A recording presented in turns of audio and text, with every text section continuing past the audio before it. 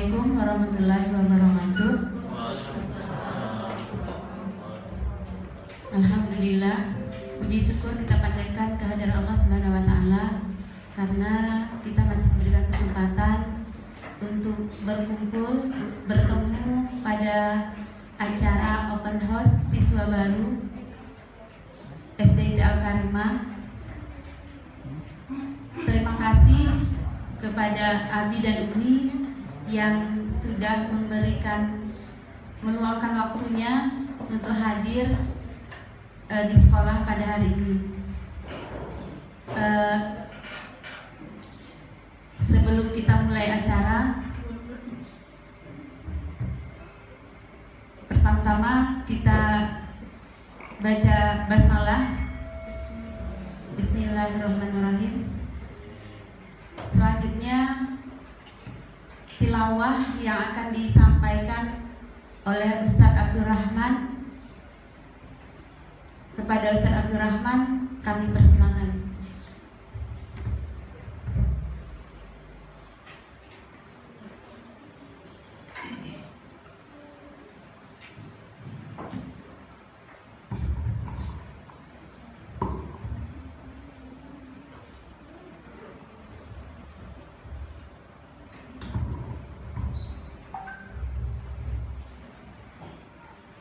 Assalamualaikum warahmatullahi wabarakatuh.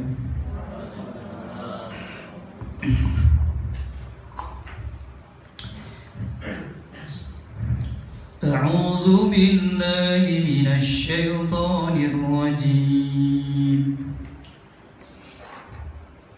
Bismillahirrahmanirrahim.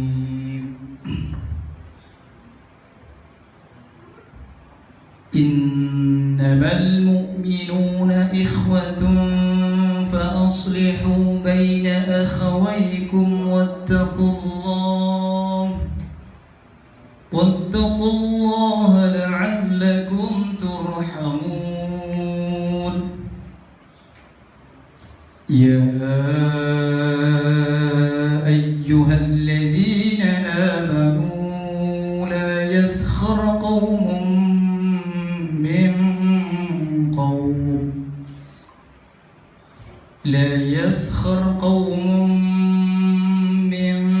قوم عسى أن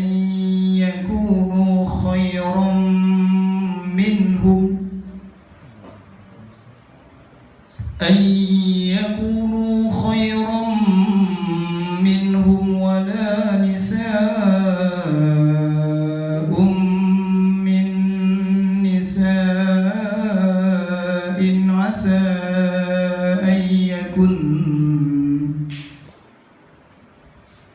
عسى أن يكن خيرا منهن.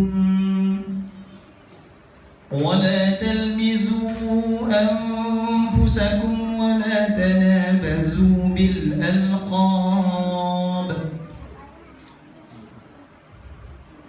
بئس الاسم الفسوق بعد الإيمان ومن لم يتب فأولئك هم الظالمون.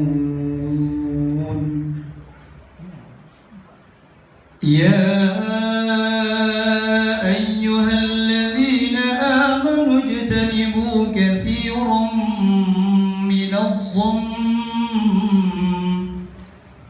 إن بعض الظن إثم ولا تجسسوا ولا يغتب بعضكم بعضا أيحب أحدكم أن يأكل لحم أخيه ميتا فكرهتموه واتقوا الله إن الله تواب رحيم. يا أيها الناس إنا خلقناكم من ذكر وأنثى إن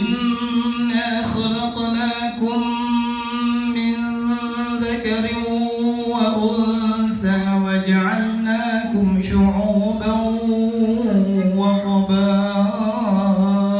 لتعارفوا إن أكرمكم عند الله أتقاكم إن الله عليم خبير صدق الله العظيم.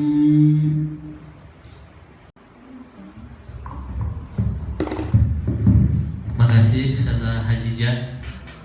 Jadi Ustazah Hajijah ini wali kelas 1A. Wali kelasnya anak ayah dan bunda sekalian, Umi dan Abi. Jadi kalau anak-anak mau tahu siapa yang akan membimbing selama 1 tahun, ini adalah Ustazah Hajijah. Dan pendampingnya Ustazah Mariani ya. Jadi saya juga memperkenalkan karena memang hari ini tidak banyak yang hadir karena kita bagi shift ya. Ini nanti siang untuk kelas 1B dan esok hari untuk kelas 1C. Dan tentu ini adalah harapannya agar kita tidak tidak mempertemukan orang dengan jumlah yang besar. Dan tentu ini juga harapan kita agar kita terhindar dari wabah yang hari ini menimpa negeri kita. Kita berdoa bersama-sama, mudah-mudahan Allah senantiasa angkat musibah ini dari negeri kita dan kita bisa kembali normal kembali. Amin ya rabbal alamin. Assalamualaikum warahmatullahi wabarakatuh. Alhamdulillah rabbil alamin, wassalatu wassalamu ala asyrafil anbiya'i wal mursalin sayyidina wa maulana Muhammadin wa ala alihi wa sahbihi ajma'in, amma ba'd. Yang pertama-tama dan yang tidak jemu-jemunya, marilah kita senantiasa memanjatkan rasa puji dan syukur kita kepada Zat yang telah memberikan kita segala nikmat, baik itu nikmat hidup, nikmat sehat, nikmat iman, nikmat Islam, dan nikmat-nikmat yang lainnya. Dan salawat dan salam semoga tercurah kepada junjungan kita Nabi besar Muhammad sallallahu alaihi wasallam, pada keluarganya, kepada sahabat-sahabatnya, serta kepada pengikutnya yang setia hingga akhir zaman. Yang saya hormati seluruh Dewan Guru beserta staf, dan yang saya banggakan dan yang saya hormati anak-anak yang hadir hari ini dan seluruh orang tua, khusus kelas 1A STIT Al-Karimah Kuburaya. Kami ucapkan selamat datang di STIT Al-Karimah Kuburaya, Sekolah Hafiz Quran, Sekolah Ramah Anak, dan Sekolah Entrepreneur. Alhamdulillah hari ini Allah Subhanahu wa taala mempertemukan kita untuk ta'aruf, sebagaimana yang jauh-jauh hari sebelum Umi dan Abi sekalian mendaftarkan pada saat bulan Januari lalu. Waktu itu masih ingat ya, Umi dan Abi sekalian, masih belum ada COVID-19 ya. Jadi kita masih normal, dan alhamdulillah proses penerimaan siswa baru di bulan Februari selesai, dan setelah itu barulah datang COVID-19 ini. Dan alhamdulillah semua proses pendaftaran siswa baru sudah berjalan dengan baik, sudah berjalan dengan lancar, dan sebagaimana jadwal sebelumnya bahwa hari ini tanggal 11 bulan Juli tahun 2020 tahun 2021 ya, maka kita mengadakan pertemuan khusus ya, sebagaimana rutinitas kita sebagai ta'aruf, sebagai perkenalan orang tua, sekolah, dan dewan guru. Dan alhamdulillah hari ini kita sudah bisa bertemu, namun kita tidak bisa bertemu sekaligus. Biasanya kita gabungkan ya, dari hampir 90-an begitu, kita gabungkan, kita duduk bersama-sama, kita luruskan niat kita. Hari ini adalah hari yang bersejarah, di mana kita mengantar Ananda ke sekolah ya, agar apa yang kita harapkan, apa yang kita cita-citakan ini senantiasa Allah berikan kebaikan dan kemudahan Saya mohon izin ya Bapak Ibu sekalian, biar kelihatan. Nah, sedikit saya ingin memperkenalkan diri saya. Jadi saya adalah kepala sekolah SDIT Al-Karimah Kuburaya dari tahun pertama tahun 2011 sampai hari ini tahun 2020 sudah memasuki usia 10 tahun sekolah kita. Dulu kalau ada yang tahu dekat-dekat yang Sungai Raya Dalam ini, sekolah kita tidak sebesar ini, dia hanya kotak kecil saja. Nanti saya lihatkan gambarnya supaya kita bisa review kembali bahwasanya keberadaan SDIT Al-Karimah Kuburaya ini adalah dalam rangka Allah berikan kemudahan-kemudahan bagi kita semua. Allah berikan solusi bagi masyarakat agar bisa sekolah di SDIT Al-Karimah Kuburaya. Dan saya tinggalnya di sini juga di Komplek Mawar Indah ini sudah hampir 8 tahun. Dan rumah saya di Blok E, ini samping saung ini di ujung sana ada rumah saya. Kemudian di samping rumah saya ada ketua yayasan atau ketua lembaga. Dan hari ini ketua lembaga mohon izin tidak bisa hadir karena banyak pertemuan-pertemuan yang bisa beliau hadiri. Tapi insya Allah katanya besok itu bisa dia hadir di hari Ahad.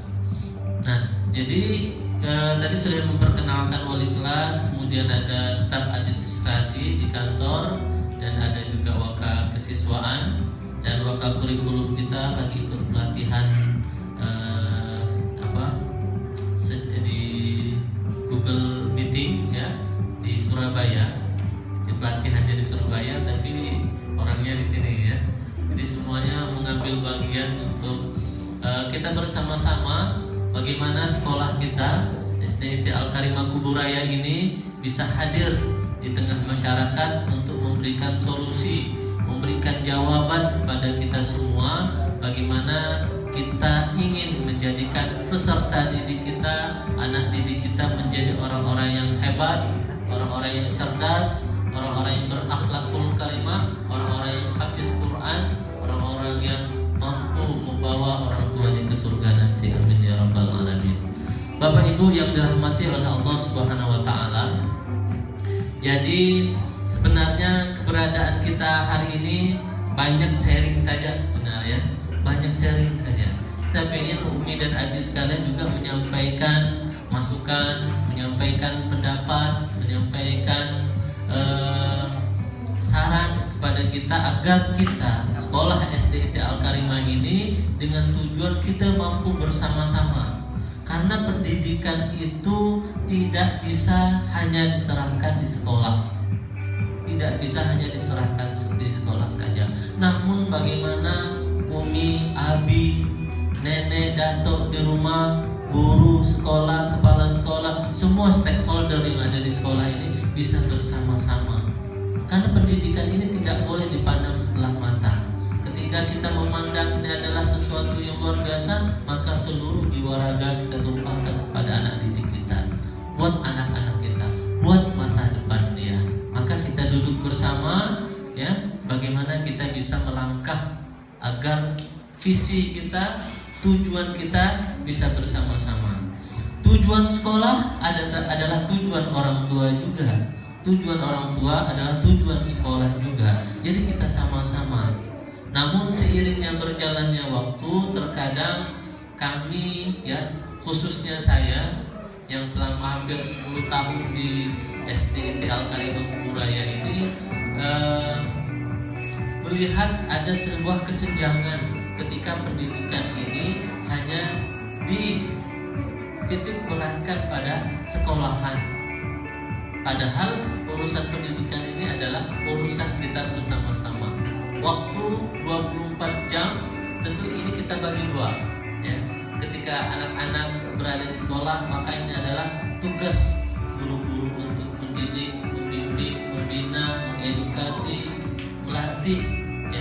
Nah, ketika di rumah, maka ini ada dikembalikan lagi kepada orang tua. Nah, bagaimana ini bisa sinergi? Maka kita harus duduk sama-sama. Kenapa adanya sosialisasi? Agar kita tahu sama-sama tujuan pendidikan anak kita itu kemana arahnya, di mana, memulainya, akan sampai kemana dia nantinya.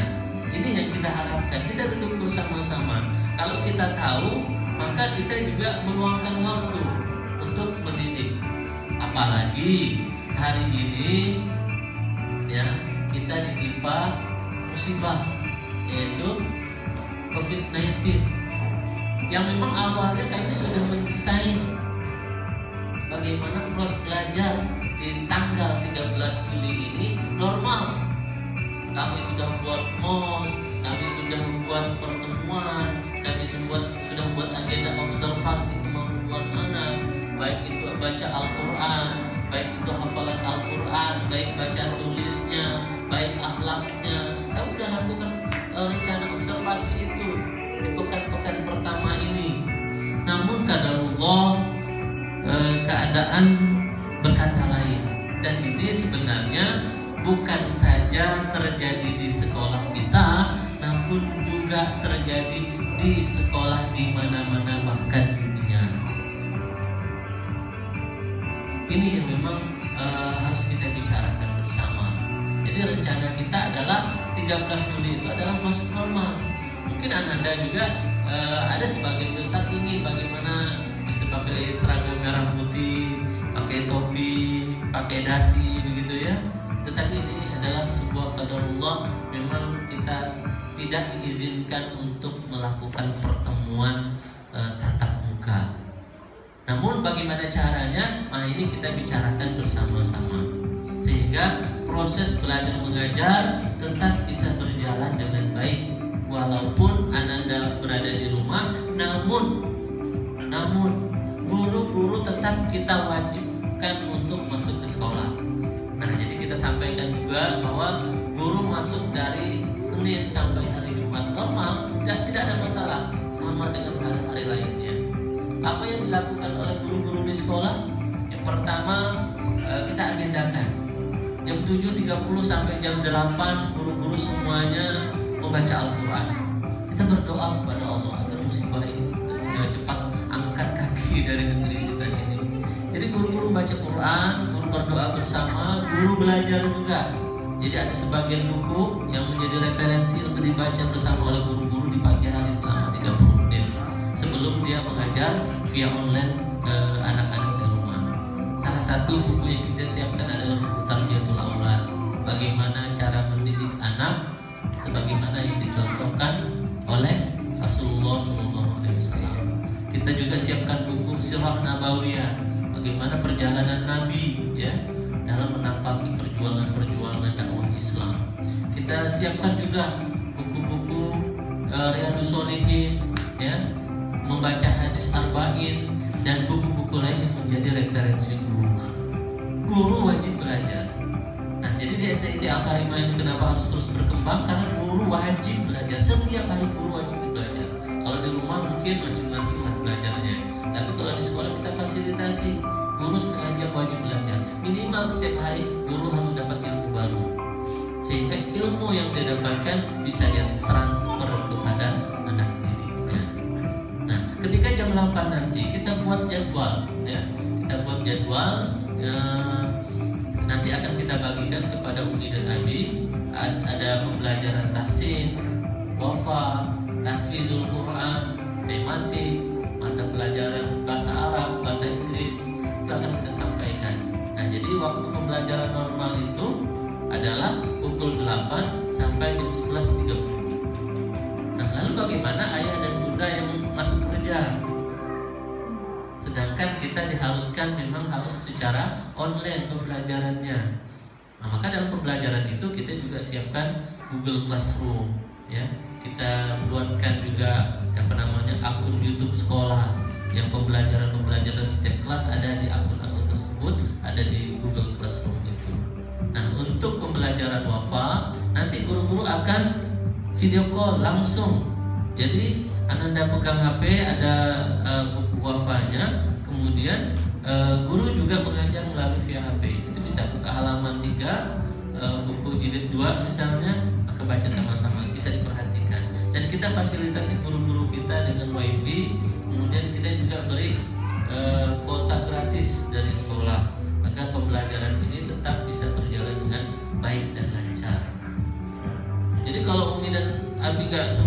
pagi, ya mungkin pulang kerja dan bisa didampingi anandanya, sehingga ananda tetap bisa baca Quran di rumah, tetap menghafal Al-Quran di rumah. Karena COVID-19 bukanlah halangan bagi kita untuk berhenti belajar. COVID-19 bukan halangan bagi kita untuk tidak belajar. Jadi niat semangat belajar itu sangat ditumbuhkan bagi ananda semua. Nah itu. Jadi kalau yang bisa sore-sore, yang malam-malam. Nanti yang secara teknisnya akan disampaikan sama wali kelasnya, Ustazah Hajijah. Saya hanya menyampaikan secara umum dari kelas 1 sampai kelas 6. Mungkin ananda yang ada juga di kelas 6, ya. Itu pertama. Nanti Umi dan aku banyak sharing lah ya, banyak bertanya, banyak menyampaikan. Kita jadikan sebuah keluarga. Nah, sekolah ini, majunya sekolah ini adalah berkat kebersamaan. Ini tahun 2011. Apa ya? Oh ya.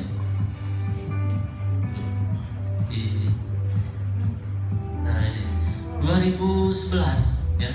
Ini padahal baru kemarin gitu. Kenapa orang banyak bertanya? Kenapa sekolah Al-Karimah cepat berkembang? Padahal kita membangunnya setiap tahun, pembangunan itu setiap tahun, dan kita nggak ada dana dari luar negeri, tidak ada dana dari luar. Semua itu adalah dana dari sumbangan orang tua siswa. Jadi kalau orang tua memasukkan ananda di sini, ada uang pembangunan, itu anggap saja kita berinfak di jalan Allah Subhanahu Wa Taala untuk pendidikan Islam. Nah hari ini gedung ini adalah dana dari orang-orang tua. Nah ketika kita ikhlas ya memasukkan anak kita ke sekolah Islam, jangan dilihat dari angkanya, tapi kita niatkan ini untuk jalannya Allah Subhanahu Wa Taala, buat anak kita, buat anak tetangga kita, buat generasi Islam masa depan yang bisa sekolah di SDIT Al-Karimah. Tahun 2011 seperti ini sekolahnya, banyak yang tidak menyangka. Kenapa sekolah ini bisa berkembang? Fokusnya adalah kebersamaan. Saya sangat berharap bagaimana Umi dan Abi sekalian ketika berada di sekolah, ketika berada di SDIT Al-Karimah, jangan buat jarak yang sangat jauh dengan sekolah, jangan buat jarak yang sangat jauh dengan guru-guru, buatlah sedekat-dekatnya. Karena kita adalah perlu kerjasama, perlu semangat, perlu fokus. Karena ketika kita tidak kerjasama, ya, walaupun jarak kita berjauhan, tapi namun hati kita dekat. Nah, ini adalah sekolah yang tahun 2011, 2012 berkembang, 2013 berkembang, itu adalah dananya dari sumbangan orang tua siswa. Nah, ketika orang tua tadi ikhlas, maka ini adalah amal jamiah dia. Jadi tidak hanya sekedar bisa sekolah anandanya di sini, tetapi dia juga mendapatkan pahala jariah dan terus mengalir sampai kita meninggal dunia. Nah, betapa beratnya perjuangan itu. Ini adalah dalam rangka kepercayaan orang tua siswa. Kalau Umi dan Abi sharing dengan orang tua terdahulu, tentu kenapa masukkan ananda ke Al-Karimah. Saya buka kuncinya. Kalau di sekolah-sekolah lain mungkin jarak itu terlalu jauh. Ketika mendengar ada masalah, akhirnya menjadi sesuatu yang tidak baik.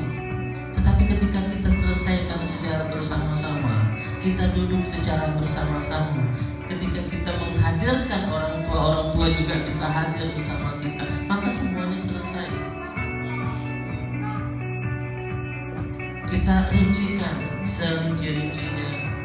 Mohon maaf Umi dan Abi, kita kalau ada masalah, kita datang saja ke sekolah, kita duduk saja bersama guru, kita selesaikan bersama-sama.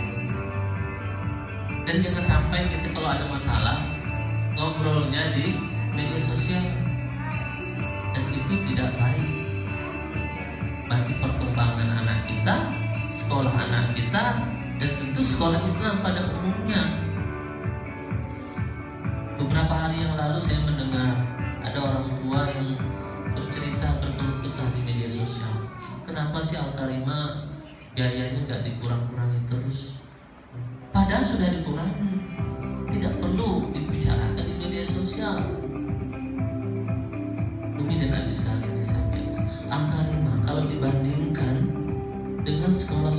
sama-sama. Ini sekolah yang paling murah. Kami berkomitmen jangan sampai sekolah ini yang sampai terlalu mahal. Kalau yang kelas 6 ya Pak Hari ya, ini ya. Pak Hari SPP-nya masih 280. Nah, 280. Kalau dibandingkan dengan SPP sekolah yang lain itu hanya 500, 600, bahkan ada yang 900, bahkan 1 juta. Sengaja Umi Abi kami sengaja tidak menaikkannya. Tetapi jangan mendorong lagi bahwa ini harus diturunkan lagi gitu. Guru kita SD jumlahnya 45. Umi dan Abi bisa kalikan sendiri kalau jumlah karyawan kita 45 dengan jumlah siswa kita misalnya 400. Berapa? Dan rata-rata gaji mereka di bawah UMR semua. Padahal mereka mencetak anak didik kita menjadi generasi Quran yang membantu kita. Saya kalau buka bimbel SPP-nya 200-300 hanya 2 jam pembelajaran. 2 jam saja pembelajarannya 200-300 bayarnya. Kita di SD ya seharian mendapatkan semua ilmu, semua mata pelajaran. Itu sangat rendah sekali kalau dibandingkan dengan sekolah-sekolah yang lain. Jadi kalau Pak sekolah anak saya ada sekolah yang paling murah, SPP-nya murah. Belum lagi eskul Umi dan Abi saya sampaikan sekalian. Ada bahasa eskul. Eskul kita ini hanya bayar Rp70.000 bisa mengikuti semua eskul, 14 eskul. Bisa memanah, silat, karate, futsal, dari cilik, olimpiade sains, mewarnai, klub menulis, apalagi master chef. Dia bisa ikut hanya Rp70.000. Ada bimbel bahasa Arab 4 jam, 2 jam, bimbel bahasa Inggris 2 jam. Itu bisa semua. Artinya anak kita mau bisa mengikuti semua kegiatan itu hanya dengan Rp70.000. Kalau saat di sistem ini kita rubah, akan jauh menjadi lebih mahal. Saya kawan-kawan saya di Sumatera, ya, di Sulawesi, di Jakarta, di Bandung, satu eskul itu ada yang 190, memanah itu ada yang 200. Hanya satu eskul, satu pergi sekali berangkat itu Rp50.000. Sebulan 4 kali pertemuan 200.000 eskul, satu eskul. Kita 70.000 14 eskul gratis, tidak ada tambah-tambahan lain. Jadi sangat murah sekali. Tapi kadang-kadang kita dilatah gitu ya. Kita dilatah. Kenapa udah ada eskul masih ada kegiatan? Masih ada. Masih ada bimbel bahasa Arab, bahasa Inggris. Nah hari ini sudah kita turun dari 70.000 tadi itu menjadi Rp35.000. Kalau seandainya normal maka kan normal kembali gitu. Kenapa masih ada 35.000 gitu kan? Dan seterusnya. Nah, jadi sekolah kita paling murah sekali. Nah, kita taruh lah rata-rata eskul kita misalnya kalau satu kali ikut 30.000. Kalau 10 eskul anak kita ikut 300 kali 30 kali 10 udah 300. Udah menghampir sama SPP anak kita yang Rp320.000 itu. Jadi sekolah kita sangat murah sekali dibandingkan dengan sekolah-sekolah yang lain. Nah, oleh karenanya mungkin kita harus terbuka, kita harus mengerti apa sih yang didapatkan anak kita di sekolah Al-Karimah sehingga kita punya loyalitas terhadap sekolah anak kita. Apa yang pernah didapatkan? Jadi sekolah kita murah. Jangan sampai sistemnya tadi perubahan nih.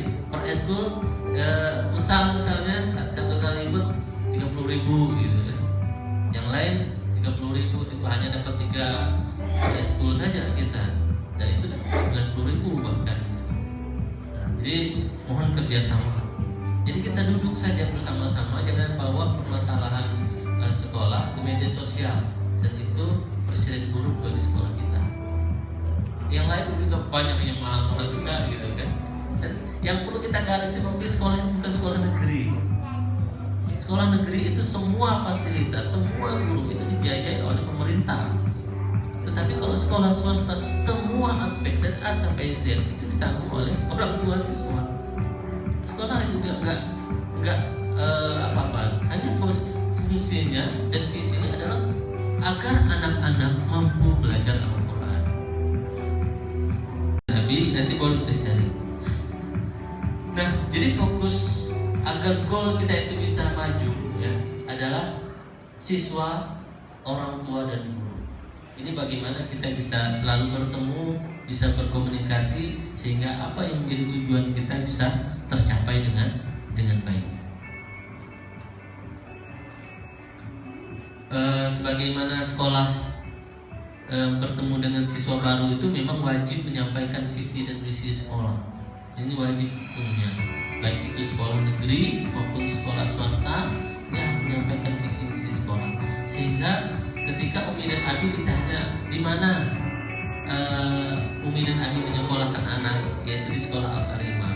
Apa itu sekolah Al-Karimah? Umi dan Abi pun tahu apa itu Al-Karimah pada dasarnya. Tidak hanya sekolah yang berada di Sungai Dalam mengajarkan Al-Quran, tetapi sekolah ini juga mempunyai visi dan misi. Salah satunya adalah membentuk manusia yang kreatif, mandiri, amanah, dan Qurani.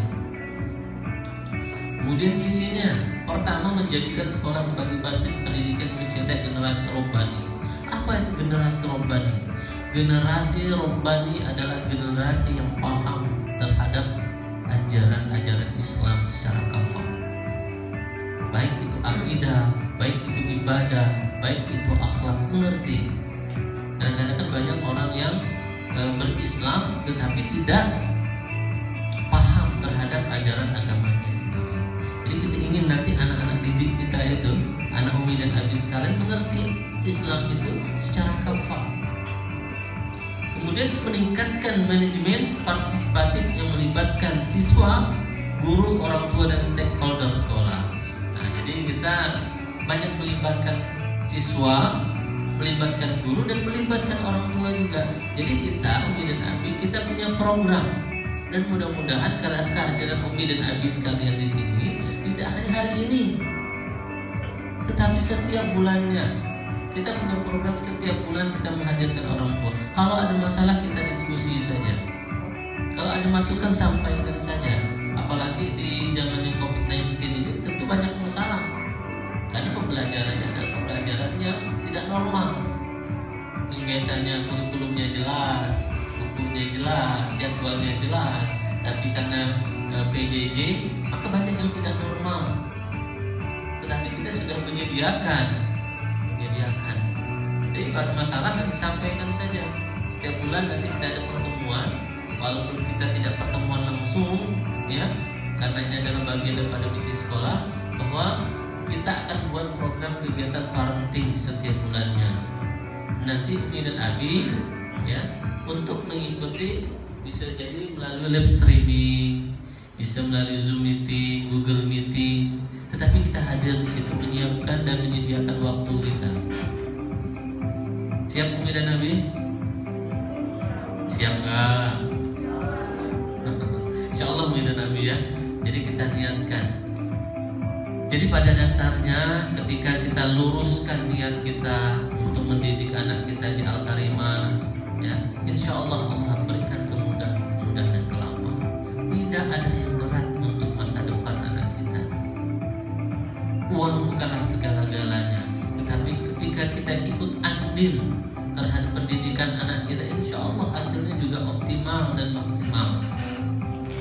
Saya ingin cerita sedikit biar tidak banyak sharing tadi kan. Sekarang saya nanti juga sharing. Saya sudah hampir 10 tahun di sini dan saya sudah menyaksikan lulusan kita, lulusan pertama, kedua, ketiga, keempat, kelima, dan keenam.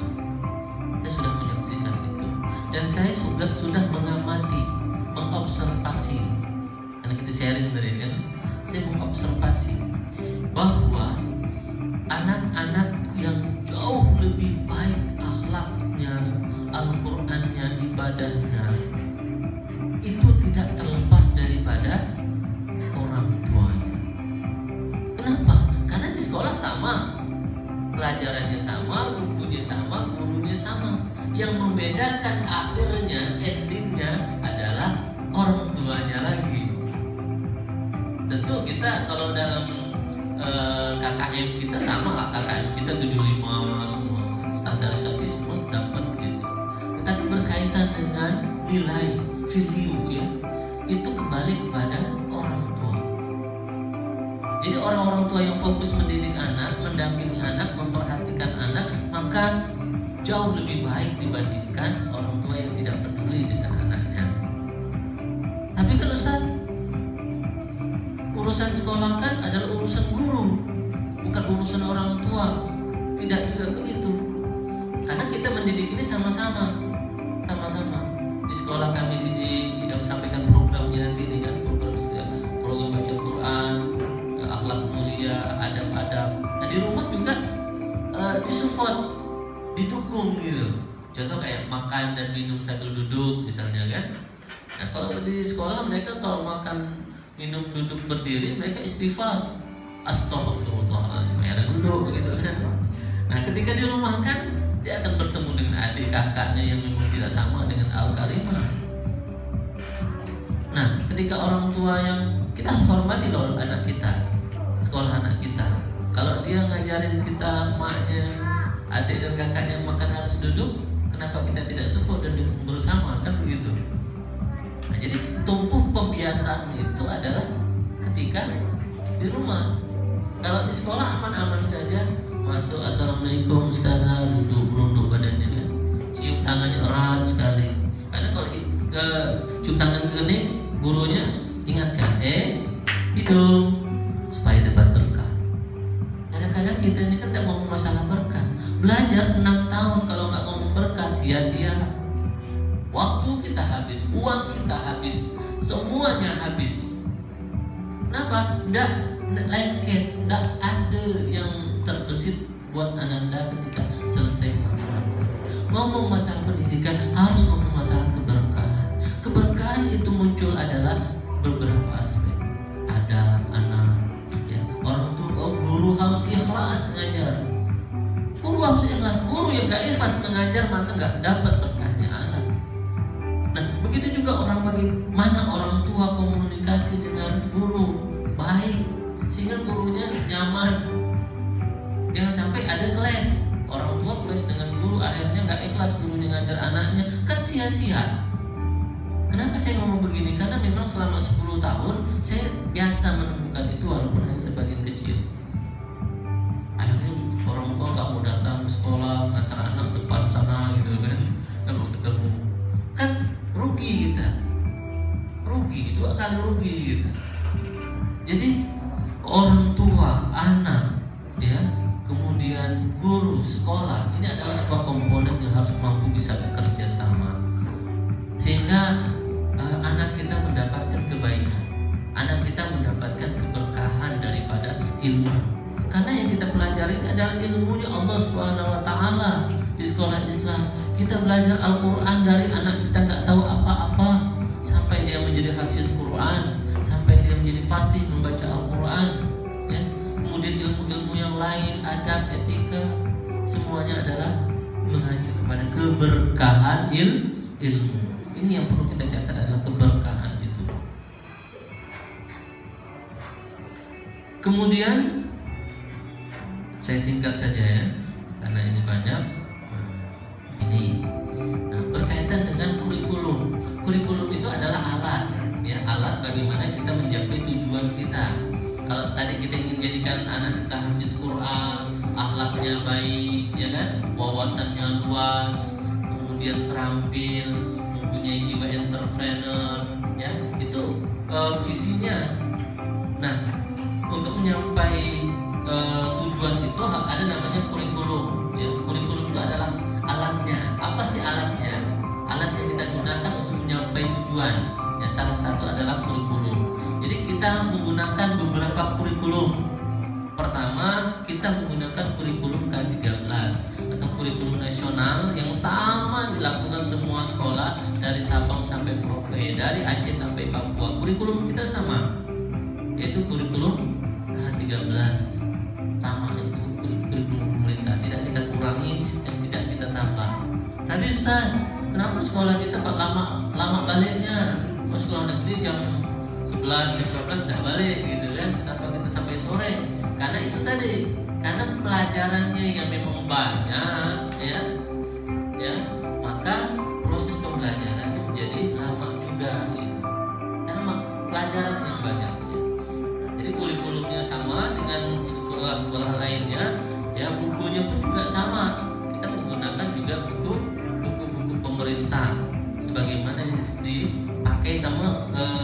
tetangga kita gitu ya.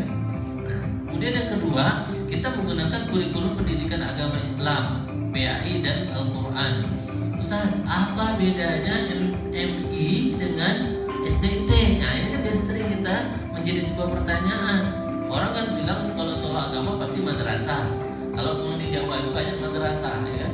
Banyak madrasah. Nah, itu memang harus kita ketahui apa beda SDIT atau sekolah dasar Islam dengan madrasah ibtidaiyah. Nah, bedanya sangat jauh sekali. Ya, persamaan ini sama-sama mengkaji masalah Islam. Nah, kalau di MI Madrasah Ibtidaiyah itu adalah sekolah berbasis di bawah naungan Kementerian Agama yang di dalamnya pelajarannya banyak. Ada Al-Quran, ada hadis, ada akidah, akhlak, ada tadi sejarah kebudayaan Islam ya, yang dari madrasah ya tahu lah ya. Karena saya orang Kementerian Agama juga. Karena saya madrasah ibtidaiyah, madrasah sanawiyah, saya dari MTS, saya dari Aliyah, dari Stain, ya, pasca sarjana saya pun juga di bawah Kementerian Agama semua. Tetapi kenapa saya pindah ke SDIT? Karena saya lama juga ngajar di MI. Tahu saya pernah ngajar 7 sekolah, dan lebih sekalian. Pernah ngajar TK, saya pernah ngajar MI. Ya, MI itu lama saya di Jeruju saya ngajar. Kemudian saya pernah ngajarnya SMP di Cornelis, tempat Cornelis dulu sekolah.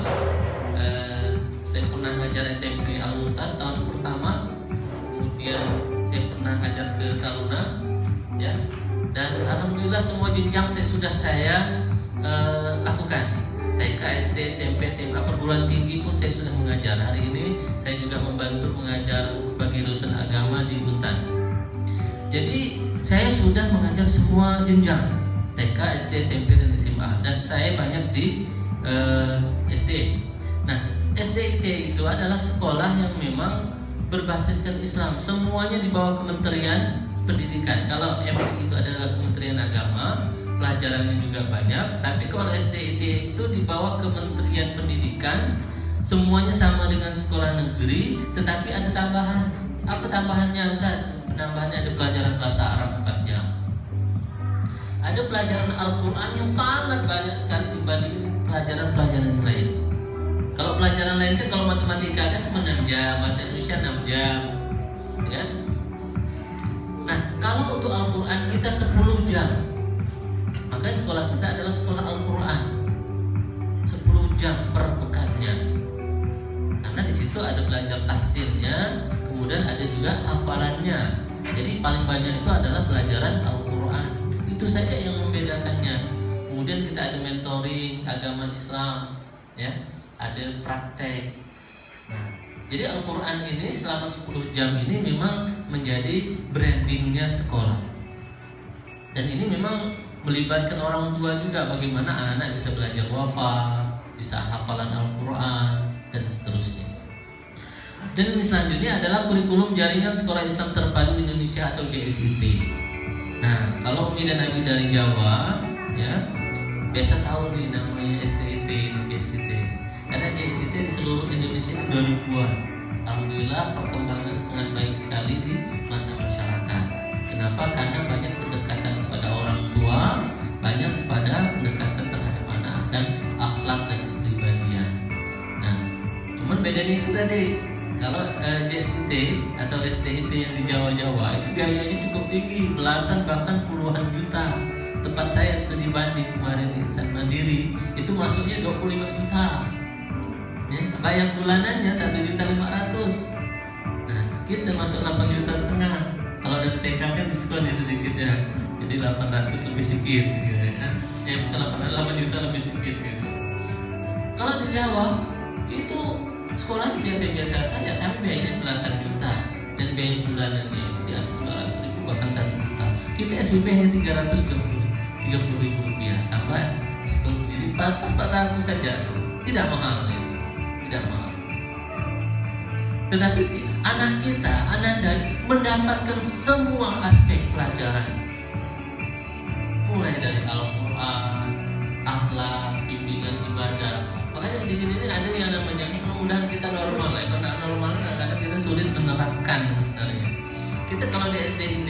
SD itu ada namanya ujian sholat. Kenapa saya ngomong di SD negeri? Karena saya ngajar juga begitu.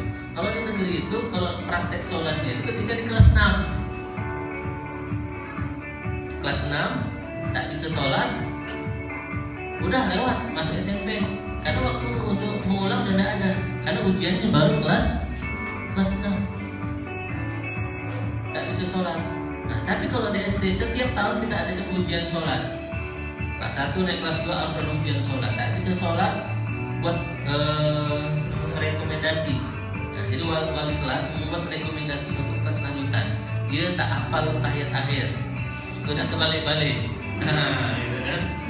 Nah, itu rekomendasinya. Nanti di kelas 2 fokus kepada yang tidak hafal tadi. Sehingga kelas 2 selesai semua anak sudah bisa sholat dari takbiratul ihram sampai salam. Nah, jadi ada namanya ujian sholat. Nah, ada ujian tahsin, ada ujian sholat dan seterusnya. Nah, kemarin masalah sholat ini nggak boleh kita pandang sebelah mata. Oke lah, yang ada yang nggak sholat 5 waktu. Gitu. Tetapi masalah tahu ini harus umat Islam harus tahu namanya sholat. Karena sholat itu kuncinya masuk surga. As-sholatu miftahul jannah.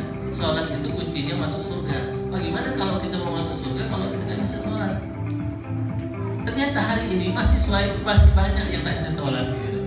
Kenapa mereka nongkrong di warung kopi asik gitu ya? Ternyata ada juga yang nggak bisa sholat gitu. Dan ini kan prihatin, siapa yang harus mendidik mahasiswa supaya dia bisa sholat? Nah, itu peran kita di SD ini sangat penting sebenarnya, sehingga tidak ada lagi anak-anak yang nggak bisa sholat.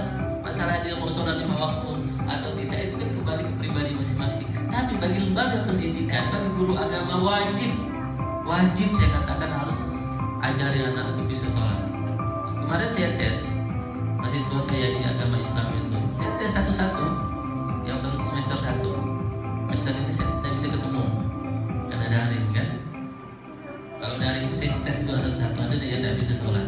Tahun semester lalu saya tes, ada mahasiswa tidak bisa sholat. Tak bisa Pak, dia bilang. Kamu pula tak bisa? Iya, selama ini dia tidak bisa sholat. Kadang-kadang kita lihat orang tidak bisa sholat itu ternyata kenapa dia tidak mau sholat? Biasanya dia memang tidak tahu sholat gitu.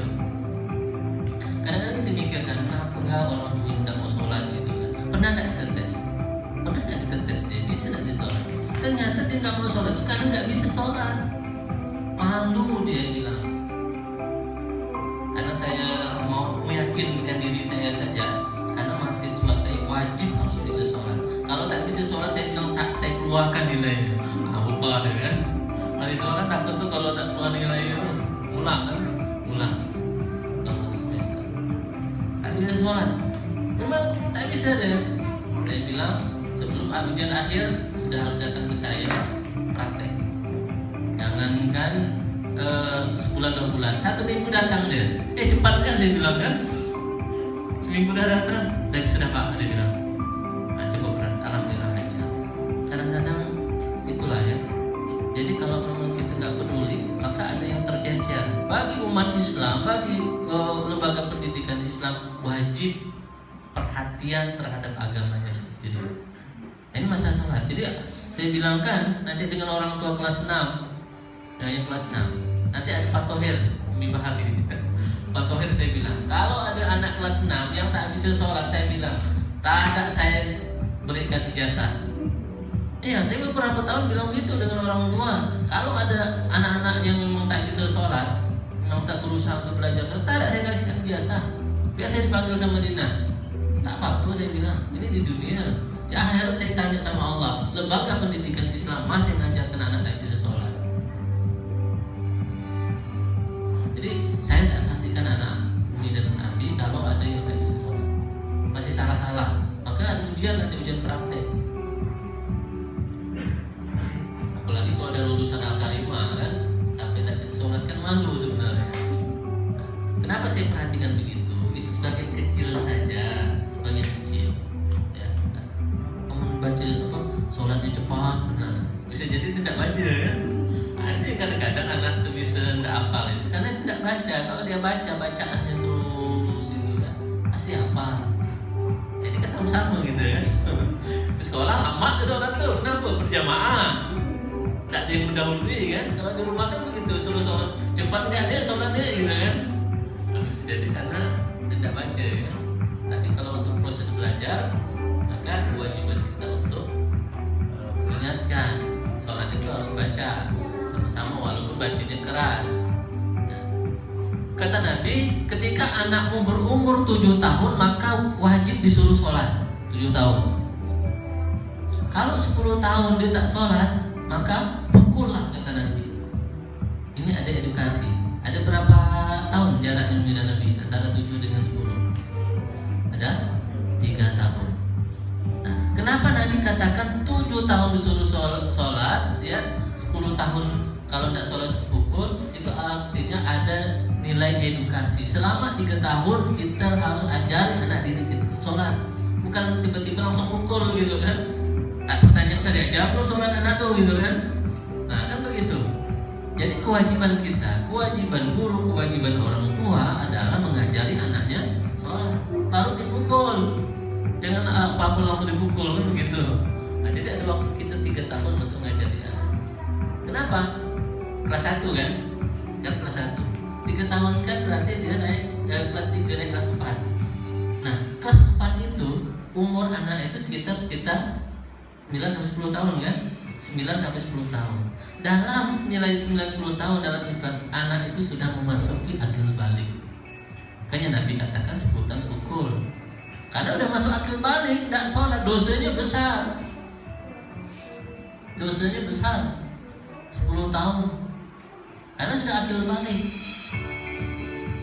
Nah jadi ada waktu kita nih ya, buat menanda dari ke 1, ke 2, ke 3, kalaupun tidak 5 waktu, 4 waktu, ada masa-masa yang untuk kita mengedukasi anak-anak kita agar dia nih suka dulu sama sholat, sehingga ketika mereka kembali di kelas 4 mereka sudah mau mendirikan sholat 5 waktu. Ini berat, kerjaan berat kita. Sekolah berat, orang tua juga berat untuk meyakinkan sholat akan kesadaran diri kita sendiri. Nah, jadi di CSIT, Umi dan Abi sekalian, bahwa kita akan mendapatkan semua mata pelajaran. Kita doakan mudah-mudahan normal. Amin ya rabbal alamin. Nah, kemudian ada pengembangan diri yang saya katakan tadi, ekskul, ada 14 ekskul, ya.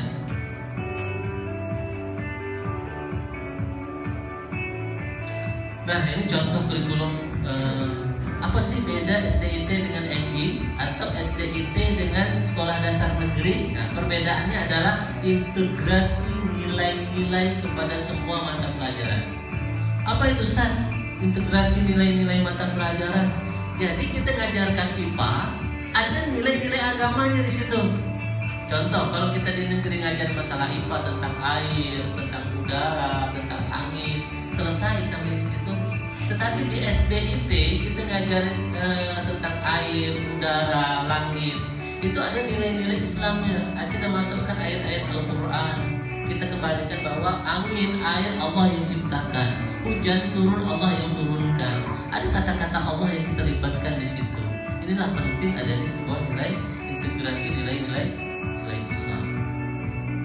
Kalau pelajaran olahraga gimana Ustaz? Dalam olahraga pun ada nilai-nilai Islam. Ini yang kita masukkan, ini layanan SDIT. Contoh pelajaran olahraga. Kan Rasulullah bilang, Muslim yang kuat jauh Allah cintai dibandingkan Muslim yang lemah. Makanya anak-anak harus berolahraga. Karena Muslim yang kuat jauh dicintai Allah. Jadi orang-orang yang kuat itu dicintai Allah daripada kita lemah karena dapat berolahraga. Jadi pelajaran olahraga pun masuk dalam hadisnya. Banyak ilmu-ilmu ini ada kaitan dengan ayat-ayat Allah. Kita ngajar matematika, penambahan, penjumlahan, kan? Nah, berarti kita kaitkan dengan sedekah, zakat, ya. Nah, misalnya, kalau dulu kan kalau kita sekolah dulu kan begini ya, kita mungkin sepantaran lah kayaknya ya. Sepantaran lah gitu. Kalau waktu kita sekolah dulu kan sama guru kita kan begini, ngajarin di bahasa Indonesia. Pak Budi Bu Ani membeli sayur ke pasar gitu kan. Jadi pelajarannya adalah membeli sayur ke pasar.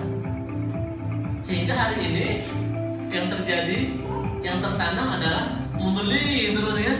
Jadi orang Indonesia ini hanya membeli, konsumtif semua gitu. Membeli karena waktu di SD kita diajarkan untuk membeli. Tetapi hari ini kita rubah.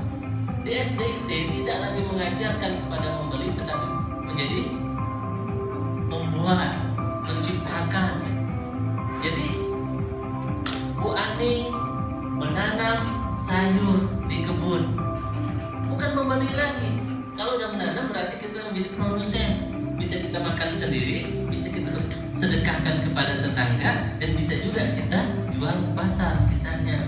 Ini kan luar biasa. Mindset dari kecil udah kita rubah anak-anak didik kita untuk menjadi produsen, pencipta. Anak-anak diajarkan bagaimana untuk menciptakan, membuat pesawat, ya, membuat membuat usaha, produksi dan segala, membuat tapi tidak membeli. Inilah kelebihan yang ada di SDIT. Kita merubah mindset anak gitu. Dari menggunakan menjadi menciptakan. Nah, kalau kita belajar matematika, kubus, maka kita analogikan dengan Ka'bah misalnya kan. Perjalanan dari kota A ke kota B itu lupa, perjalanan dari Mekah ke Madinah, dari rumah ke masjid misalnya kan jalannya. Jadi ada nilai-nilai Islamnya yang memang di sekolah negeri tidak ada itu.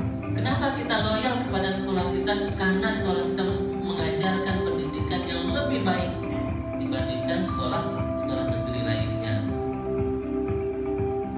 Oke, nah ini contohnya tentang PKN misalnya, tentang hidup rukun, ya. Rukun di dalam pelajaran PKN dalam Islam pun ada belajar tentang hidup rukun. Kita tidak akan pernah disayangi kalau kita tidak menyayangi. Dalam PKN selesai, tapi dalam Islam memang ada 1500 tahun yang lalu diajarkan oleh baginda Nabi. Kembali lagi kita belajar tentang sirah Nabi gitu. Inilah ada integrasi nilai-nilai Islam pada semua mata pelajaran di SDIT yang tidak didapatkan di sekolah-sekolah lainnya. Oke, udah Nabi biar nggak bosan saya lanjutkan. Pagi, siang, malam. Nah, masih konsentrasi. Baik ya, saya lanjutkan. Sampai di sini ada yang mau ditanyakan, enggak Umi? Habis saya istirahat dulu. Nah, karena materi kita masih ada beberapa menit, kita sharing dulu biar santai ya. Karena kami berharap bahwa kita membangun kedekatan ya, membangun kedekatan Umi dan Nabi dengan guru, dengan sekolah, sehingga kita nih masalah pendidikan ini tidak hanya berlepas tangan ya. Karena saya katakan tadi tahun 2011 sekolah kita kecil gitu ya. Kenapa orang tuanya sangat dekat dengan sekolah itu karena kerjasama ya, saling bertemu, saling memiliki, saling mencintai, merasakan, saling berbagi. Maka inilah bedanya sekolah SDIT dengan sekolah-sekolah lain. Yang sampai kita di luar pun kita saling tidak mengenal, ya kan, tidak bertutur sapa, ya. Padahal keberkahan tadi ada di nilai kebersamaan kita orang tua dan anak-anak kita. Baik, silakan An-Nazi'ah, Abasa, ya. Kemudian surah-surah pendek insyaallah. Tapi ingat Al-Quran itu kata Ustaz Didi itu lebih cepat lepasnya ketimbang kita menambat onta. Jadi Al-Quran itu cepat hilang. Jadi anak-anak yang sudah menghafal Al-Quran, kalau tidak sering dimurojaah, diulang, itu cepat hilang. Jadi lebih cepat daripada onta. Kalau kita lepas onta gitu kan, lebih cepat Al-Quran lepasnya begitu. Mungkin onta berat kali ya, dan selama berjalan. Jadi Al-Quran itu cepat hilang. Jadi anak-anak yang sudah hafal, kalau nggak sering dimurojaah, diulang, ini juga berat. Makanya nanti dari Google Meeting misalnya kan, Zoom Meeting itu harus ada murojaah juga nantinya. Memang sih kita harus korban. Apa korbannya Umi dan Nabi? Korban kota. Kalau dari zaman sekarang ini kalau Zoom itu kan banyak ya, Zoom Meeting itu banyak gunakan kota. Jadi mudah-mudahan kalau kita niatkan karena Allah, mudah-mudahan ini menjadi amal jariah kita. Nah nanti mereka ada murojaah di dipandu sama ustazahnya di rumah maupun di sekolah. Kemudian rajin sholat sepanjang masa, ini jaminan lulusan kita. Makanya tadi setiap tahun kita ada ujian sholat itu dalam rangka agar ananda ini bisa rajin sholat sepanjang masa. Karena fokus kita itu anak itu harus bisa sholat. Karena kalau dia bisa sholat, insya Allah dia akan meninggalkan perbuatan-perbuatan buruk. Nah, jadi ini visi kita sekolah kita, ya, anak rajin sholat sepanjang masa. Kemudian mempunyai akidah yang lurus. Nah, jadi kalau sekolah di SDIT itu kita jangan takut anak kita takhayul, khurafat, syirik, karena kita tidak ajarkan bagaimana mereka percaya kepada bintang-bintang, percaya kepada Korea gitu ya. Nah, itu adalah ancaman-ancaman kita semua. Kita sampaikan masalah akidah itu adalah gak boleh terkotori oleh hal-hal yang buruk. Akidah anak-anak harus bersih, maka mereka harus bertauhid kepada Allah Subhanahu wa taala. Jadi fokus kita adalah masalah akidah, masalah keyakinan. Nah, jadi sekolah kita tidak akan pernah menyimpang, karena memang yang kita ajarkan adalah masalah akidahnya dulu. Karena sebanyak apapun pahala kita, ibadah kita, kalau akidah kita menyimpang, maka akan menjadi sia-sia. Karena orang yang berbuat syirik itu, ya, tidak akan pernah diterima ibadahnya, tidak akan pernah diterima sholatnya. Ya kan, misalnya begini, contoh, kan sering kami ajarkan kepada ananda kan, kalau Umi lagi hilang HP, apa yang harus dilakukan? Nah, ada yang cerita Umi itu panggil dukun gitu kan, panggil orang pintar gitu kan, untuk lihatkan siapa yang ambil HP aku gitu kan. Nah, orang pintar sih ngomong, dukun sih ngomong, kata apalah orang pintar, orang dukun ngomong, tak jauh gak yang ambil itu, mau dekat kau gak, katanya kan. Nah, udah ujung-ujung ingat tadi siapa yang datang ke rumah. Yang datang ke rumah itu ada ipar dia. Mulailah dia nuduh adik ipar kan. Adik ipar sangka tak ada dia ngambil. Kita dibuatnya dosa 2 kali. Pertama kita memutuskan silaturahim, yang kedua kita dosa kita 40 hari tak terima sama Allah karena kita datangi dukun. Tapi di SDIT kita ajarkan ketika kita kehilangan sesuatu, ya, maka kita harus sholat 2 rakaat. Kita minta pada Allah, tunjukkan ya Allah, kalau ini rezeki saya kembalikan dengan cara yang baik-baik. Kalau bukan, mudah-mudahan saya diganti yang apa yang baru lagi sama suami saya gitu kan. Kan begitu, selalu berpikir positif gitu kan, tidak panik gitu. Nah, kita masalah kita ajarkan kepada anak didik kita kan. Ya, kita ajarkannya sampai anak-anak kita syirik gitu. Jadi ini saya katakan bahwa SDIT itu mendapatkan semua ilmu dari A sampai Z. Kalau kita bayar pun gitu, itu tidak seberapa bayarannya kita ketimbang apa yang didapatkan oleh anak didik kita. Kemudian selanjutnya dapat membaca Al-Quran dengan fasih dan benar. Alhamdulillah ketika ananda sudah pandai wafa, ya, itu kemarin kita sudah lakukan ujian tahsin, ya, yang lulusan kita, dan rata-rata minimal tuh wafat 6, ya wafat 4. Nah, paling tidak tuh wafat 4. Tapi kebanyakan sudah tajwid semua. Bayangkan anak kelas 6 belajarnya sudah materi tentang tajwid semua. Nah, ketika dia baca Quran sudah pasti dan benar. Ketika anak kita mau kita masukkan pondok pesantren, insya Allah anak dari Al-Karimah pasti diterima. Nah, ini kalau kita punya ingin anak kita masuk pesantren kan, pondok nantinya Al-Karimah tempatnya. Karena insya Allah dia sudah punya bekal. Ya, baca Qurannya sudah pasti, hafalan Al-Qurannya sudah ada gitu. Kemandiriannya juga ada. Ustaz, kenapa kemandirian? Contoh, anak-anak Al-Karimah ketika masuk pondok, misal ke Al-Fitian atau pondok Manila, rata-rata dari anak Al-Karimah itu tidak ada yang nangis. Kenapa? Karena udah terbiasa mabit di sekolah, udah terbiasa berpisah dengan orang tua. Cerita anak Pak Jun yang camat Padangtikar itu kan, waktu anak di Padangtikar anak saya tidak nangis, kan kawan nangis semua. Merin tidak nangis, anak Al-Karimah hebat ya gitu. Tidak ada yang kokoh tegar gitu ketika dia masuk pondok gitu. Karena memang kita biasakan masalah agama, berpisah dengan orang tua. Maka di dalam mabit itu, semester ini memang tidak ada mabit, tapi karena COVID-19.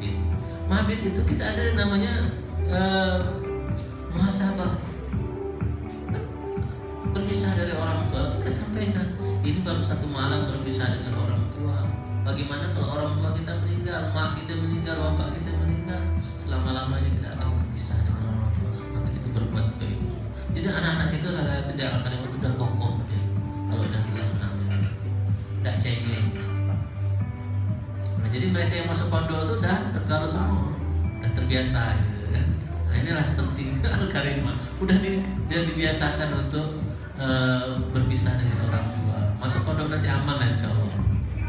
Nah, kemudian terampil berbahasa Inggris. Dan Nabi, kalau kita masuk bimbel bahasa Inggris, karena saya juga terlibat di bimbel, mahal bayar bimbel tuh, mahal. Saya bilang 300-400 bahasa Inggris sudah paketannya tuh juta 2 juta saya bayar bahasa Inggris. Kalau di Al-Karimah dia mendapatkan belajar bahasa Inggris 4 jam, 2 jam materi, 2 jam praktek selama 6 tahun saya bilang. Karena guru-gurunya juga diajarkan bahasa Inggris. Program 6 minggu saya jadi guru-guru kita ajarkan bahasa Inggris juga, maka mereka terbiasa nanti di pembukaan pelajaran, menutup pelajaran juga menggunakan bahasa Inggris. Kelas 6 insya Allah anak-anak sudah walaupun tidak aktif bahasa Inggris, tapi mereka sudah bisa berbahasa Inggris. Sudah pintar-pintar dah kalau ada bahasa Inggris dasar itu. Ini untungnya belajar di Al-Karimah itu, dia bisa bahasa Inggris. Karena memang setiap pekan 4 jam dia belajar bahasa Inggris, 2 jam materi, 2 jam praktek ya, langsung praktek karena bahasa harus banyak dipraktekkan. Kalau ikut bimbel berapa itu bayar? Cuman begini, orang tua dari Al-Karimah itu yang saya dengar tuh, kalau ada sekolah Al-Karimah tidak usah dileskan gitu deh, udah lengkap dah hari ini. Tidak nggak boleh begitu. Kebanyakan begitu, karena udah semua dah ada bahasa Inggris, bahasa Arab, matematika, udah anak dah aman lah bahasa Inggris di Al-Karimah. Tapi kalau dileskan kan juga gitu kan, supaya anak kemampuan bisa bertambah lagi. Tapi yang saya dengar tuh biasa kebanyakan dari 30 anak itu yang les itu orang 2-3 anak ya, dari 30 itu hanya 1%. Tapi kalau sekolah-sekolah lain yang paling banyak les itu ada sekolah lain, dalam bayar mahal, les lagi bayar lagi ya. Nah itu. Jadi kalau les bagus juga gitu, biar kemampuan anak jadi lebih legit gitu ya. Kalau di sekolah udah ada semua gitu. Kemudian berbahasa Arab, nah ini kan kalau belum pesantren 4 jam juga belajar bahasa Arab. Berbakti pada orang tua, ini adalah salah satu program kita ada untuk muhasabah, jiwa pemimpin, disiplin, percaya diri, sopan berbahasa dan santun berperilaku dan senang membaca. Nah, yang terakhir ini senang membaca. Ini adalah program anak-anak agar rajin membaca, Nabi. Jadi setiap kelas itu ada pojok literasi, ada perpustakaan setiap kelas. Nah, inilah dasar dalam Al-Quran. Kenapa kita sekolah di Al-Karimah? Kenapa kita mengajarkan agama, mengajarkan akidah? Dalam surah An-Nisa ayat 3 bunyi a'udzubillahi minasyaitonir ayat 9 ya. A'udzubillahi minasyaitonir rajim. Wal yakhshal ladzina law taraku min khalfihim dzurriyyah di'afan khafu 'alaihim falyattaqullaha wa yaqulu qawlan sadida. Dan hendaklah kita ini takut kata Allah. Kita ini disuruh takut sama Allah. Takut apa? Bukan takut kehilangan harta, takut meninggalkan anak yang lemah. Allah bilang kita ini harus takut meninggalkan anak yang lemah. Lemah apa? Lemah semuanya. Takut kata Allah. Hartanya lemah, ilmunya lemah, Al-Qurannya lemah, wawasannya lemah. Kita mati. Kita pasti mati. Ini Nabi pasti mati gitu.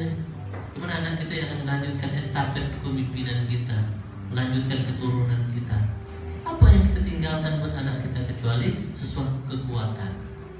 Jangan sampai kita nih meninggalkan anak yang lemah, ngaji tak tahu, sholat tak tahu, adab apa lagi gitu kan. Nah ini yang ditakutkan sama Allah. Bagaimana surah An-Nisa ayat 9 ini, takut kata Allah tinggalkan anak-anak yang lemah. Nah ini untuk PJJ terakhir, nah biar tidak lama kan. Jadi Umi dan Abi pasti bingung nih gimana nih anak saya ini belajarnya kan begitu ya.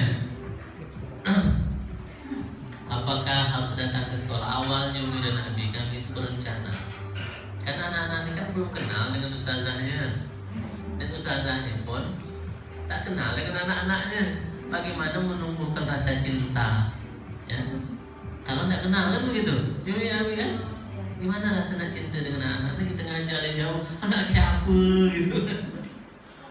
Apalagi kalau ada di kamera kan beda-beda wajahnya gitu kan, sama yang unggul gitu kan. Gimana rasa menumbuhkan sayang? Karena di Al-Karimah ini yang unggul itu adalah sentuhan kasih sayangnya yang tidak ada. Kalau masalah ilmu semuanya sama. Nah, yang kita bangun guru dengan anak-anak adalah sentuhan kasih sayang, sentuhan cinta, sentuhan perhatian terhadap anak-anak. Ini yang sangat kita tekankan kepada guru.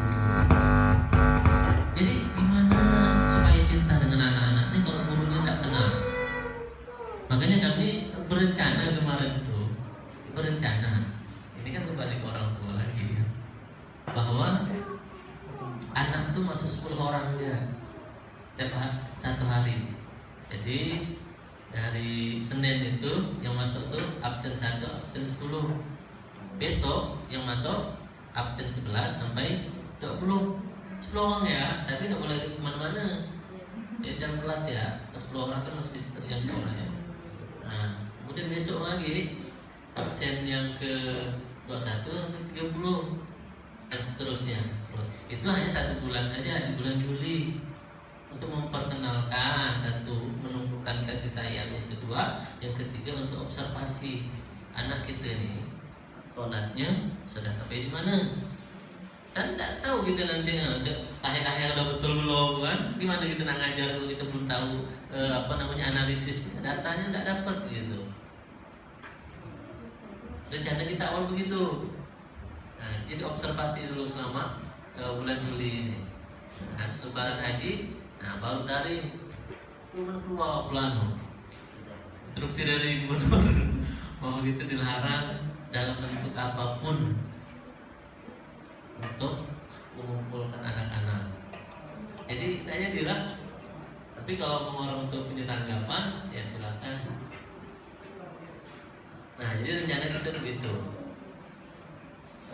Kan anak-anak kan juga kan seragam sudah dibagikan, kapan mau dipakai gitu ya. Jadi rusak seragamnya, rusak badannya, seragam udah tak muat pula kan. Nah, ini problema kita nantinya. Nah itu, jadi tetap selama pandemi COVID-19 ini kita tetap pada keselamatan. Biasanya kalau hari Sabtu ini sangat banyak sekali yang hadir, tetapi kita batasi supaya kita tetap proses belajar itu tetap berjalan, namun tidak mengindahkan protokol kesehatan, menggunakan masker, kemudian cuci tangan, ya, dan lain. Oh yang terakhir ini, dan Nabi, sekolah kita sudah hampir 10 tahun ini, kebanyakan yang mengatakan bahwa sekolahnya hanya untuk orang kaya. Kita nggak tahu nanti kita di perjalanan Umi dan Abi meninggal, atau saya yang meninggal, karena ada banyak anak yatim di sekolah ini. Orang tuanya tiba-tiba meninggal, baik emak bapaknya. Lalu bagaimana anak tersebut? Apakah kita tidak punya kemanusiaan terhadap anak-anak yang yatim, walaupun dia dapat beasiswa dari kantor segala macam, tapi pihak sekolah berusaha untuk memberikan andil juga. Dan kita ada namanya program infak uang receh. Tak ada bahasa uang receh. Uang maat subiah tu udah uti per hari. Habis kita belanja, kalau Umi Pak hari ini tahu lah kan? Kalau belanja ke pasar itu kan ada uang receh-recehan tuh. Nah, kalau dapat itu tuh dimasukkan ke dalam tabungan ini, kotak tabungan ini, Rp100.000 aja per hari. Dan nanti tujuannya adalah membantu anak-anak yatim, yatim piatu, mungkin anak guru ya yang gaji guru ini kan sampai UMR Al-Karimah, mana tidak nyekolahkan anak dari sekolah mahal. Akhirnya harus ada usaha gitu bagaimana anak guru ini juga bisa sekolah ini. Solusinya harus kita cari infak 1.000 rupiah ini. Kalau kita BSM itu kan biasanya habis kita transport itu kan infak 1.000 gitu kan. Nah, jadi kita berupaya untuk membagikan tabungan infak ini dengan tujuan kita menanggung anak yatim, fakir miskin. Nah, sekolah yang di dalamnya ada anak yatim maka akan berkah. Kita hidup itu kalau mau berkah, usap itu anak yatim loh. Diusap kepalanya minta doa. Diusap kepala anak yatim loh. Insya Allah kita akan dapat berkah dari Allah Subhanahu Wa Taala. Biar kita ini mempunyai kepedulian. Makanya ada usaha program donasi infak 1.000 rupiah, uang recehan habis belanja. Jangan pakai uang kertas, uang recehan ya. Tapi kalau uang recehan tak ada boleh lah uang kertas kan. Nah, tetapi fokusnya yang biasa kita lakukan itu adalah pengumpulan uang receh. Uang habis belanja itu kalau kita nyapu itu bisa ada tuh mau iparnya. Nyapu tuh ada 100 rupiah gitu kan, saya bagus daripada bingung nak nyimpan di mana kan, masukkan dalam tabungan anak kita. Kita niatkan untuk anak kita niatkan untuk kesehatan keluarga kita niatkan untuk panjang umur kita tidak tahu kan. Nah, ini kita siapkan. Mana Umi dan Nabi siap nih mau infak uang receh 1.000 rupiah per hari? Insya Allah amin. Ya Allah, mudah-mudahan Umi dan Nabi diberikan kesehatan oleh Allah, dipanjangkan umurnya, tetap mendapat rezeki yang melimpah sehingga anak nanti sampai kuliah nanti selesai kan. Nah, ingat ketika kita membantu orang maka kita akan dibantu sama orang. Kita bantu anak orang nanti anak-anak kita juga kalau kita mati dibantu sama orang-orang lain. Kan apa yang kita dapatkan dalam dunia ini kan hasil usaha kita. Kita berbuat baik bukan untuk orang lain sebenarnya, tetapi kita berbuat baik untuk diri kita sendiri. Jadi inilah usaha kita. Tidak hanya kita berpikir untuk diri kita, tetapi berpikir untuk kemaslahatan orang lain juga. Nah, bagaimana cara menyampaikannya Ustaz? Nah, ini dengan 3 cara. Pertama, tabungan ini diantar setiap bulan ke kantor. Nanti ada petugas administrasinya untuk menghitungnya dan menukarkannya ke bank. Nanti akan kita sampaikan laporannya. Kemudian yang kedua, bisa juga dijemput. Dan Nabi ini bisa nih. Nah, nanti WA kontak personnya, janjian alamatnya. Nanti petugas yang datang ke rumah dan Nabi ngambilnya. Tak apa-apa, memang kerjaan dia. Nah, jadi datang ke rumah ngambil uang infak tersebut. Nanti dia pakai klaster jalannya. Hari ini jalan ke Sungai Dalam. Kan dah berapa dalam rumah tuh. Nanti sekali jalannya dia. Nah, besok ke Cipto gitu kan. Besok ke kota gitu dan seterusnya. Hanya 10 hari ya di jalan. Lebihnya kan tinggal dia ngitung, merangkum. Nah, kalau masih tak bisa dijemput, bisa menggunakan transfer. Tapi intinya kita mengajarkan anak kita untuk rajin menabung. Nah, kalau dapat anak kita yang masuk ke situ, ngajarkan anak kita juga untuk menabung. Untuk apa? Untuk akhirat gitu. Menabung untuk akhirat, untuk anak yatim yang ditinggal mati orang tuanya. Juga untuk kita juga bangun rumah Quran. Rumah Quran ini kalau di kampung itu gratis, yang menjadi hafiz Quran itu. Kenapa gratis? Karena memang orang kampung kan tidak bisa bayar. Kan pengen gratis. Jadi kita ada rumah Quran di kampung-kampung dan gurunya akan kita subsidi. Nah, biar kelanjutan rumah Quran di kampung itu tetap berjalan, maka kita subsidi dari infak ini. Kalau tidak banyak, dapat 140.000 ya, itu mau ngaji itu di kampung tuh. Tapi dia mengajarkan anak-anak Al-Quran gitu. Insyaallah yang mulia Nabi ya.